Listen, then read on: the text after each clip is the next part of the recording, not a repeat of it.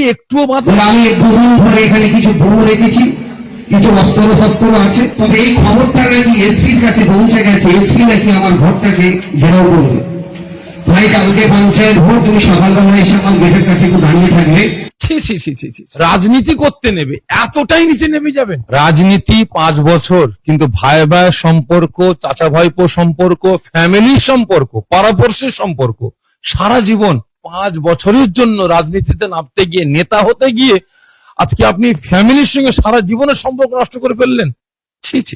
কিন্তু আজকে যে ভিডিওটা দেখলাম, যে আপনি প্রকাশ্যে বলছেন পঞ্চায়েতকে কেন্দ্র করে সেখানে আব্বাস সিদ্দিকীর বাড়িতে বোম রাখা হয়েছে, অস্ত্র রাখা হয়েছে। আমি আর সাফির সিদ্দিকী, আমার ভাই, দুজনে মিলে সেখানে আমরা গার্ড করেছি, পুলিশকে ঢুকতে দিইনি। আমি আব্বাস সিদ্দিকীর বাড়ির বদনাম মানে সাফির সিদ্দিকীর বাড়ির বদনাম, সাফির সিদ্দিকীর বাড়ির বদনাম মানে আপনার বাড়ির বদনাম। পীর সাহেবরা বাড়িতে বাড়িতে পিস্তল রাখে, বোম রাখে, অস্ত্র রাখে, আর পীর সাহেবরাই সেখানে গিয়ে পাহারা দেয়। দেখেন, আমি কার বিরুদ্ধে কি বলবো?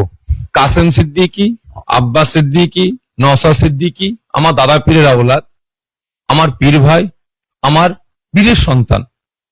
তবে নওশাদ জলসা মিলাদ মাহফিল ছেড়ে দিয়ে রাজনীতিটা বেছে নিয়েছে জনগণের সেবার স্বার্থে, জনগণের পাশে দাঁড়াবার জন্য।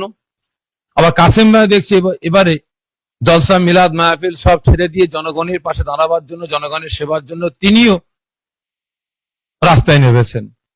তবে কাসেম ভাই দাঁড়িয়েছেন আমডাঙ্গায়, নওশাদ ভাই দাঁড়িয়েছে ভাঙড়ে।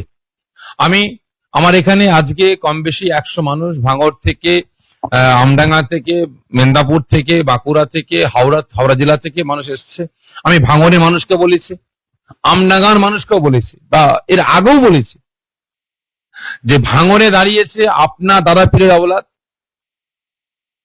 কেন দাঁড়িয়েছে, কিসের জন্য দাঁড়িয়েছে, কি কাজ করবে, কতটা করেছে, কতটা করবে আপনার দেখার দরকার নেই। আপনার দাদা পীরের আওলাদ যখন দাঁড়িয়েছে, আপনাদের কাছে এসেছে, সে যেমনই হোক আপনাকে জিতাতেই হবে, তার পাশে দাঁড়াতেই হবে। কাসেম ভাই আমডাঙ্গায় দাঁড়িয়েছে, আমি আমডাঙ্গার মানুষদের বলেছি, দাদা পীরের আওলাদ আপনার এলাকায় এসেছে, আপনার বিধানসভায় এসেছে, কেন এসেছে, কি কাজ করবে, কতটা করবে, কিভাবে করবে না করবে দেখার দরকার নেই। দাদা পীরের আওলাদ যখন দাঁড়িয়েছে আপনার কাছে, এর জন্য আপনাকে রক্ষা করতেই হবে, ঠিকঠাক ভাবে কাজ করতে পারে।